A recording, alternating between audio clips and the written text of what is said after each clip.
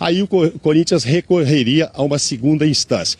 A gente tem aí declarações do presidente, do André Sanches, e também do diretor jurídico, que se mostrou surpreso, porque, segundo ele, é o Fábio Trubiliano, o Corinthians está pagando, esse é um empréstimo que foi feito em 180 meses, são 15 anos. Os 400 milhões hoje já estariam beirando aí quase 500 milhões, mas já foram amortizados do valor principal 14 milhões apenas, parece pouco, porque juros e correção é que fazem com que esse dinheiro suba muito, né? Mas que o Corinthians já pagou mais de 60 milhões nas prestações. E como o Corinthians vem pagando mensalmente tudo normal, o Corinthians entende que não haveria porquê este tipo de condenação. Vamos ouvir o diretor jurídico e o presidente do Corinthians. Não havia razões para essa decisão, a nosso ver. Então, a dívida está plenamente garantida, com garantias reais, que foram devidamente avaliadas. Então, não há qualquer risco para o patrimônio público, para os cofres públicos. Não há razão, então, de aplicar essa antecipação do vencimento. Primeira instância, é uma coisa que já vem arrastando desde 2012. Começou com a camisa, com o patrocínio da Caixa na camisa. Hoje o clube de futebol tem mais de 26 clubes com a Caixa e as pessoas questionam um clube, no caso o Corinthians. Mas nós vamos responder à altura, tem outras instâncias, com certeza todo mundo vai entender que foi feito corretamente. Eu tenho certeza que o jurídico, tanto do Corinthians como do Odebrecht, como do fundo e a própria Caixa, vão explicar tudo direitinho, sem problema. Lá são pessoas técnicas, não tem área política e com certeza vai estar tudo esclarecido. Vamos entender que isso começou em 2013, essa ação é uma ação popular que foi colocada por um advogado gaúcho que achou que não era legal esse empréstimo e colocou isso, e a juíza agora, 2018, leu tudo lá e acatou essa decisão, esse pedido, melhor dizendo, desse advogado gaúcho. Marcelo? Isso vai para a segunda instância, né? E a informação que a gente recebeu aqui é de que tem poucas chances de passar em segunda instância, mas vai dar um trabalho para o Corinthians. É um caso delicado, Marcelo. Primeiro pelo seguinte, não tem como você executar a sentença. Vamos supor que o Corinthians, que é o Odebrecht, que todos os envolvidos não cumpram a decisão e não devolvam os 400 milhões. E só um adendo, os 400 milhões, a gente seja a favor ou contra, era uma linha de financiamento do BNDES que valeu para todos os estádios da Copa. Nem sei se todos utilizaram ou não, mas isso valia para todos, não foi exclusivamente para o estádio do Corinthians. Agora, se ninguém paga e você executa, se fosse conosco, a nossa casa, o nosso carro, alguém iria lá, pegaria a casa, pegaria o carro e entregaria para quem se diz credor. O que você vai fazer com o estádio do Corinthians? Você vai tomar do Corinthians? Aquilo não sobrevive sem um clube por trás, aquilo precisa do Corinthians por trás. Se você é o banco... Tecnicamente você pode fazer, mas não tem o menor interesse no banco ser dono de um estádio. Como que você vai ser dono de um estádio? Ou então você vai derrubar tudo? Hoje em dia nem os governos querem ser donos de estádio mais, né? Estão cedendo. Fala, Mauro. Não, então, é isso que, dentro disso que ele está dizendo, nas 113 páginas, consta lá, segundo a juíza, que o Banco do Brasil é que abriu uma linha de crédito enorme para a construção de estádios e reformas, e que o projeto do Corinthians não foi aprovado no Banco do Brasil, e que aí, então, ela acha estranho que depois o BNDES, a Caixa, resolveram abrir uma linha, criar esse fundo também para estádios e que beneficiou apenas o Corinthians, porque inicialmente, segundo o que está lá na declaração condenatória dela, o projeto corintiano no Banco do Brasil, onde existia essa verba, não passou. Enfim, até estava querendo ver o termo aqui, que é muito parecido mesmo com o julgamento que estava tendo do ex-presidente Lula. Primeiro passo é opor embargos de declaração, ou seja, questionar o que a própria juíza colocou, como isso, as garantias não valem nada, não podia ter um empréstimo, etc. e tal. Deve perder, né? A juíza vai continuar pensando da mesma forma. Aí sim passaria por uma segunda instância. Mas enfim, é um pepino, né? O Corinthians se mostra tranquilo.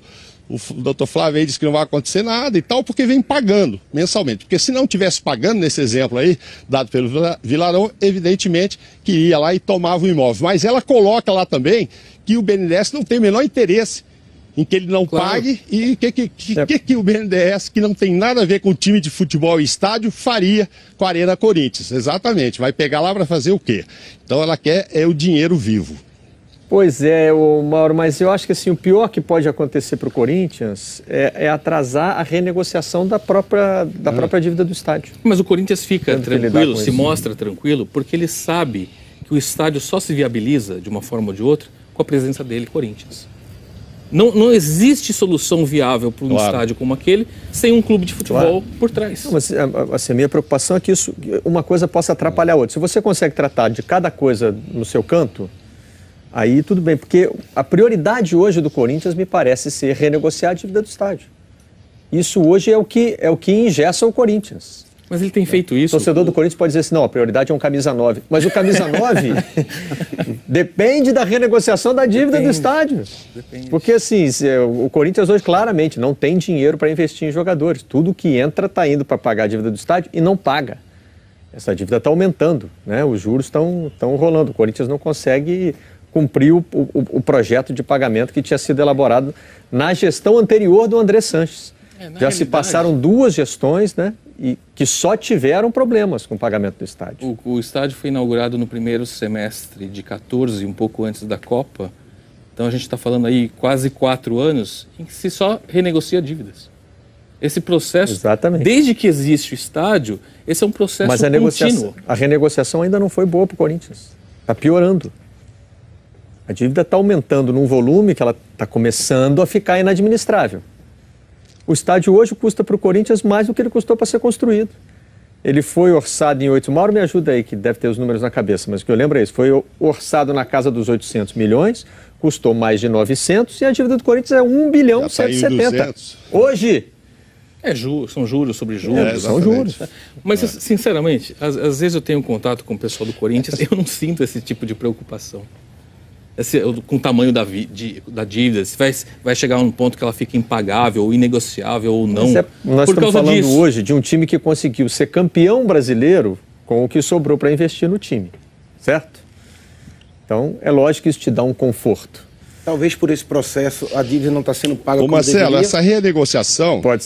É isso que tem acontecido. Eles não deixaram de pagar... Não, mas tudo que entra de ganho da Arena tem que ir para o pagamento. A ideia é essa, que a Arena se pague. Não tem como desviar. Não, vamos pegar dinheiro da Arena aqui, vamos comprar um camisa 9? Não, não pode. Esse é o problema. Aí ingessa o Corinthians, né, Mauro? Não, exatamente. Quando você fala em renegociar, é exatamente tentar colocar no contrato, pagar um percentual do que entra e ficar com um percentual, e não o 100% para a dívida, porque realmente aí não sobra nada. Inclusive o Duílio, o novo diretor de futebol, deu entrevista aqui hoje, falou de Diego Tardelli, etc. Falou, ó, não tem nada, não tem um centroavante, estamos procurando.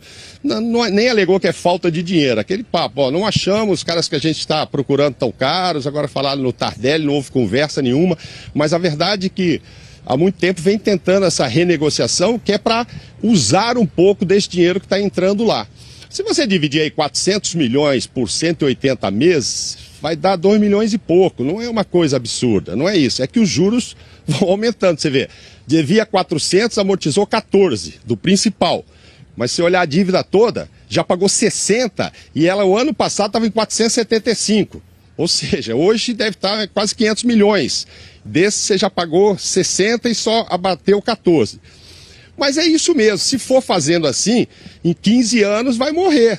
Essa dívida não está muito diferente de outros financiamentos que são feitos no BNDES, não. É desse jeito. Agora, por isso que o Corinthians alega, está pagando. O que ele está se sentindo sufocado e quer renegociar é porque ele quer usar um pouco esse dinheiro, né? Porque o time está com problema, vinha de 4 vitórias consecutivas, aí 2 derrotas agora seguidas, Santo André e São Bento. Por sinal, a gente tem aí, para mudar o assunto para o futebol, o Cássio deu entrevista aqui hoje de manhã e falou desse momento de se preocupar em corrigir erros e etc. A hora que você quiser, a gente pode ouvir o Cássio.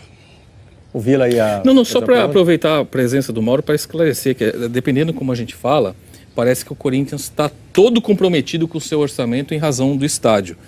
E me parece, Mauro, que o que o estádio rende, bilheteria, ações de marketing, ali o comércio, isso é destinado para o pagamento da dívida. Agora, direitos de TV, patrocínios, venda de jogadores...